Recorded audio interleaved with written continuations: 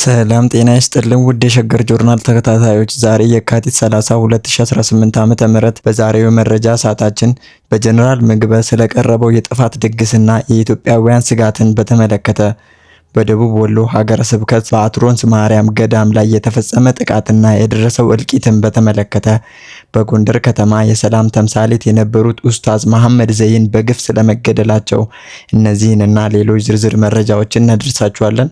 አብራችሁን ቆዩ።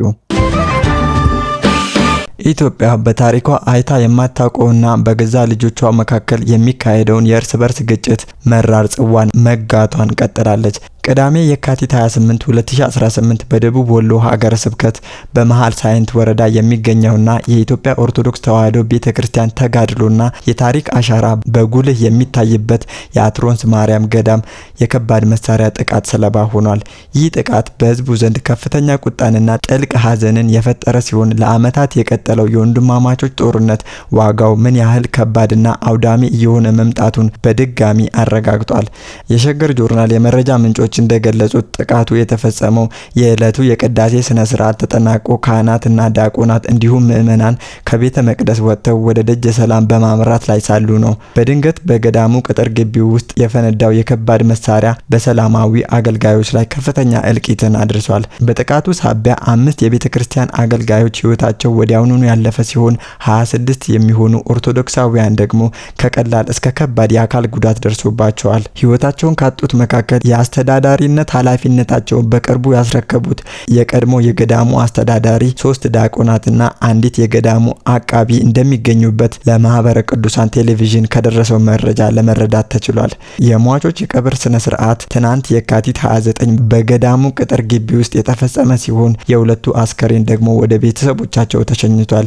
ይህ ክስተት ቤተክርስቲያን የሰላም መጠጊያ ከመሆኗ ይልቅ የጦርነት ግንባር እየሆነች መምጣቷን የሚያሳይ አደገኛ ምልክት ተደርጎ ተወስዷል። ርዕሰ አድባራት ወታዕካ ነገስት አትሮንስ ማርያም ገዳም ተራ ህንፃ ወይንም ተቋም አይደለችም። ከክርስትና በፊት የኦሪት መስዋዕት ይሰዋባት የነበረች የነገስታት መካነ መቃብርና የጥንታዊ ስልጣኔ ማሳያ የሆነች ታሪካዊ ቦታ ናት።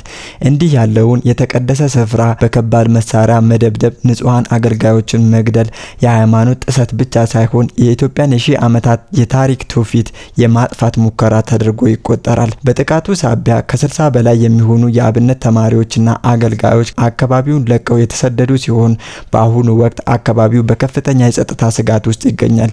ትውልድ የሚቀረጽባቸው፣ ዕውቀት የሚገኝባቸው አድባራት ዛሬ የሞት ድምጽ የሚሰማባቸው ምድረ በዳ እየሆኑ መምጣታቸው የሀገሪቱን የወደፊት እጣ ፈንታ አስፈሪ አድርጎታል። ዛሬ ላይ ኢትዮጵያውያን የጦርነትን መራርነት ጠንቅቀው ያውቁታል። በየቀኑ የሚወጡ መግለጫዎች አንዱ ወገን ሌላኛውን ተጠያቂ የሚያደርግበት ዲስኩር፣ ጀግንነት የሚመስል የጦርነት ወሬ ለተራው ዜጋ የሚፈይደው ነገር የለም። በሁለቱ ተፋላሚ ወገኖች መካከል የሚካሄደው ግጭት ዋና ሰለባው ለምን እንደሚዋጉ እንኳን በቅጡ የማያውቀው ምስኪኑ ገበሬና አገልጋይ ካህናት ናቸው። በአትሮንስ ማርያም የደረሰው እልቂት የሚያሳየው አንድ ሀቅ አለ። ይህም ጦርነት አሸናፊ የለውም የሚለውን። ቤተክርስቲያን ላይ ከባድ መሳሪያ መተኮስና ዲያቆናትን መግደል የጥንካሬ ምልክት ሳይሆን የሞራል ዝቅጠት ማሳያ ነው። እውነተኛ ጀግንነት እሞትለታለሁ ለሚሉት ህዝብ ሰላምን መስጠት፣ የሃይማኖት ተቋማትን ማክበርና የነገ ተስፋን መጠበቅ እንጂ በንጹሃን ደም ላይ ስልጣንን ወይንም የበላይነትን መገንባት አይደለም። ዛሬ ኢትዮጵያውያን የሚፈልጉት በሰላም ወጥቶ መግባት፣ ሰርቶ መብላትና ልጆቻቸውን ማሳደግ ነው። ይህ ካልሆነ ግን በደማችን የሚጻፉት የውርደት ታሪኮቻችን ብቻ ይሆናል። የዓለም አቀፉ ማህበረሰብና የሚመለከታቸው አካላት ሁሉ እንዲህ ያሉ የሃይማኖት ተቋማት ላይ የሚፈጸሙ ጥቃቶችን እንዲያወግዙና ለሰላም የሚደረገው ጥረት እንዲፋጠን ድምጻቸውን ሊያሰሙ ይገባል። በዚህ ልብ ሰባሪ ክስተት ለተገደሉ አገልጋዮች፣ ለቤተሰቦቻቸውና ለመላው የኢትዮጵያ ኦርቶዶክስ ተዋሕዶ ቤተክርስቲያን ምዕመናን ልባዊ መጽናናትን እንመኛለን። ፈጣሪ ኢትዮጵያና ህዝቦቿን ከጥፋት ይታደግ። በኢትዮጵያ ሰሜናዊ ክፍል በነበረውና አሁንም በተለያዩ የሀገሪቱ ክፍሎች የቀጠለው ደም አፋሳሽ የወንድማማቾች ጦርነት ሳቢያ የዜጎች ህይወትና የሀገር ኢኮኖሚ እየፈራረሰ ባለበት በዚህ ወቅት የትግራይ ኃይሎች ከፍተኛ ወታደራዊ አዛዥ የሆኑት ብርጋዴር ጀነራል ምግበ ኃይለ የሰጡት መግለጫ አዲስ የውጥረት ማዕበልን ቀስቅሷል። ጀነራሉ ከክልሉ መገናኛ ብዙሃን ድምጽ ወያኔ ጋራ ባደረጉት ቃለ ምልልስ ሰራዊታቸው ዘመናዊ የጸረ ድሮን ቴክኖሎጂን ጨምሮ በርካታ ስትራቴጂካዊ መሳሪያዎችን መታጠቁን ይፋ አድርገዋል። ብርጋዴር ጀነራል ምግበይ እንደገለጹት የትግራይ ሰራዊት በአሁኑ ወቅት የተማረና ስለ ሳይንስና ቴክኖሎጂ በቂ ግንዛቤ ያለው ኃይል ሆኖ ተደራጅቷል ብለዋል። ጀነራሉ አክለውም ለድሮን፣ ጸረ ድሮን፣ ለታንክ፣ ጸረ ታንክ መሳሪያዎችን መታጠቃችንን መታወቁ የተሻለ ነው ሲሉ ለተቀናቃኞቻቸው ማስጠንቀቂያ ያዘለ መልእክትን አስተላልፈዋል። ይህ መግለጫ ሰራዊቱ ካለፈው የ2 ዓመት ጦርነት ተምሮ ራሱን በዘመናዊ የጦር መሳሪያ ማስታጠቁን የሚያመለክት ቢሆንም ሰላም ለሚመኘው ኢትዮጵያዊ ግን ሌላ የጭንቀት ምንጭ ሆኗል። ጀነራሉ ሰራዊቱ በግልጽና በተጠና አካሄድ እንደሚመራ ቢገልጹም በሌላ በኩል ግን እሳቸው በሚመሩት የምዕራብ ግንባር ላይ የሚነሱ ቅሬታዎች በተለይም በጀነራሉ ላይ ትችት የሰነዘሩ የማህበራዊ ሚዲያ አንቂዎች ከህግ አግባብ ውጪ ታስረው ይሰቃያሉ የሚለው ወቀሳ በሰራዊቱ ህዝባዊነትና የህግ የበላይነት እሴቶችን ምን ያህል እየተከበሩ ነው የሚሉ ጥያቄዎችን ያስነሳል። ከሁለቱም ወገኖች የሚሰሙት ይህንን ታጥቀናል፣ ያንን አውድመናል የሚሉ ፉከራዎች ለተራው ዜጋ የሚፈይዱት ነገር የለም። ለ2 ዓመታት በዘለቀውና በሚሊዮኖች የሚቆጠሩ ወገኖቻችንን ለሞትና ለስደት ሀገሪቱንም ለከፋ የኢኮኖሚ ድቀት በዳረገው ጦርነት የደቀቀው ኢትዮጵያዊ ዛሬም የሚጠይቀው ስለ ጸረ ድሮን ሳይሆን ስለ ሰላም ነው። የሀገር ሀብት ለዘመናዊ መሳሪያ ግዢና ለጥፋት ቴክኖሎጂ ሲፈስ በየመንገዱ የሚወድቁት እናቶችና ህፃናት ቁጥር እየጨመረ ነው። በጦርነቱ ምክንያት የኑሮ ውድነት ጣሪያ ነክቷል። የዜጎች የመግዛት አቅምም ተሟጧል። ጦርነቱ የወንድማማቾች መሆኑ ደግሞ ቁስሉን የባሰ ያደርገዋል። አንዱ ወገን ድሮን አለኝ ሲል ሌላኛው ጸረ ድሮን አለኝ እያለ ከሚደሰክሩት ፉከራ በስተጀርባ የሚረግፈው የሰው ልጅ ህይወት ግን የማይተካ መሆኑ ተዘንግቷል። በጦርነት ቤተሰቦቻቸውን ያጡና የኢኮኖሚ ጫናው የከበዳቸው ዜጎች ከጦርነት ያተረፍነው ሞት፣ ድህነትና መፈናቀል ብቻ ነው።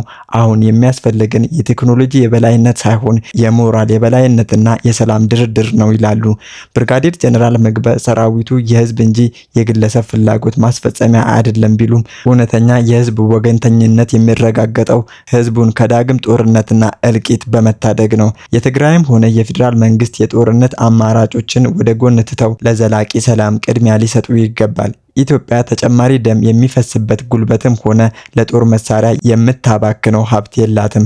የዓለም አቀፉ ማህበረሰብና የሀገር ውስጥ የሰላም ኃይሎች እንዲህ ያሉ ወታደራዊ መግለጫዎችን ወደ አዲስ ግጭት እንዳያመሩ ከፍተኛ ጥንቃቄና ጫናን ሊያደርጉ ይገባል። የድሮንና የጸረ ድሮን ፉክክር ማቆሚያው የሀገር መፍረስ መሆን የለበትም። በታሪካዊቷ የጎንደር ከተማና በአካባቢዋ ለበርካታ ዓመታት በበጎ አድራጎት ተግባራቸው በሃይማኖታዊ መምህርነታቸውና በማህበራዊ እርቅ ጥበባቸው የብዙዎችን ልብ የገዙት አንጋፋው ምሁር ኡስታዝ መሐመድ ዘይን ማንነታቸው ባልታወቁ ታጣቂዎች በተፈጸመባቸው አሰቃቂ ጥቃት ህይወታቸው ማለፉ ተረጋገጠ።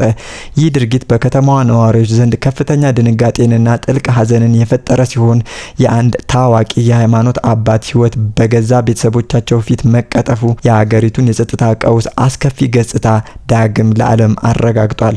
ኡስታዝ መሐመድ ዘይን በቃላት ሊገለጽ የማይችል ማህበራዊ አሻራ ያሳረፉ ታላቅ ሰው ነበሩ። በቅርብ የሚያውቋቸው ወዳጆቻቸውና የከተማዋ ነዋሪዎች እንደሚመሰክሩት ኡስታዙ የሃይማኖት ልዩነት ሳይገድባቸው ለተገፉት፣ ለተራቡና እርዳታ ለሌላቸው ወገኖች መጠለያና መከታ የነበሩ የሰብአዊነት ተምሳሌት ነበሩ። በተለይም በከተማዋ የሚገኙ ምስኪኖችን ለመርዳት የሚያደርጉት የማያቋርጥ ጥረት ትልቅና ትንሹን በእኩልነት የሚያከብሩበት አስተዋይ ማንነታቸው እንዲሁም በሰዎች መካከል ቅራኔ ሲፈጠር በማስታረቅ ረገድ የነበራቸው ሚና የጎንደር የሰላም አባት ቢባሉ ማጋነን አይሆንም። የኡስታዙ የቀብር ስነ ስርዓት በዛሬው ዕለት በሺ አሊ ጎንደር መካነ መቃብር ተፈጽሟል። በስነ ስርዓቱ ላይ በሺዎች የሚቆጠሩ የከተማዋ ነዋሪዎች፣ የሃይማኖት አባቶች፣ የሀገር ሽማግሌዎችና ወጣቶች የተገኙ ሲሆን መላው ከተማዋ በከባድ ሐዘን ድባብ ተውጣለች። የቀብር ስነ ስርዓቱ ላይ የተገኙት እናቶችና አባቶች ሰላምን የሚያስተምር ፍቅርን የሚሰብክ ሰው እንዴት በግፍ ይገደላል በሚል በለቅሶና በቁጭት ሲናገሩ ተደምጠዋል። ይህ አሳዛኝ ክስተት የተፈጸመው ኢትዮጵያ በከባድ ፖለቲካዊና ማህበራዊ ቀውስ ውስጥ ባለችበት ወቅት ነው። በወንድማማቾች መካከል ለዓመታት የቀጠለው አንዳችም ፋይዳ የሌለው ከንቱ ጦርነት የብዙዎችን ንጹሃን ህይወት ከመቅጠፉም በላይ እንደ ኡስታዝ መሐመድ ዘይን ያሉ የሀገር ባለውለታዎችን እያሳጣን ይገኛል። ዛሬም እንደ ትላንቱ ኢትዮጵያውያን ሰላምን በመናፈቅ ላይ ናቸው። በሰላም ወጥቶ መግባት፣ ሰርቶ መብላትና ልጆችን በሰላማዊ ድባብ ማሳደግ ከራቀን ቆይቷል። በየቀኑ የምንሰማቸው የግድያ፣ እገታ፣ የዝርፊያና የኢሰብአዊ ዜናዎች ማህበረሰቡ በገዛ ሀገሩ ባይተዋርና ተስፋ ቢስ እያደረጉት ይገኛሉ። በተለይም አንድን የሃይማኖት አባት በቤተሰብ ፊት በመግደል የሚገኝ ምንም አይነት የፖለቲካ ትርፍም ሆነ የሞራል ልዕልና የለም።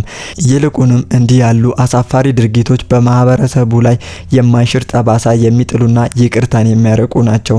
የኡስታዝ መሐመድ ዘይንን ሞት ተከትሎ የከተማዋ ነዋሪዎችና የሚመለከታቸው አካላት እንዲህ ያሉ አስነዋሪ ድርጊቶች የሚፈጥሩትን ስነ ልቦናዊና ማህበራዊ ቀውሶች እንዲገነዘቡ ጥሪ ቀርቧል። ማህበረሰቡ በአንድነት በመቆም የአካባቢውን ሰላምና ደህንነት እንዲጠብቅ እንዲሁም የጥላቻና የጥፋት መንገድን በጋራ እንዲያወግዝ ይጠበቃል። ኡስታዙ በህይወት ዘመናቸው የሰበኩት አንድነት፣ መከባበርና መተሳሰብ ዛሬ ላይ ከምንጊዜውም በላይ ለሀገራችን ያስፈልጋታል።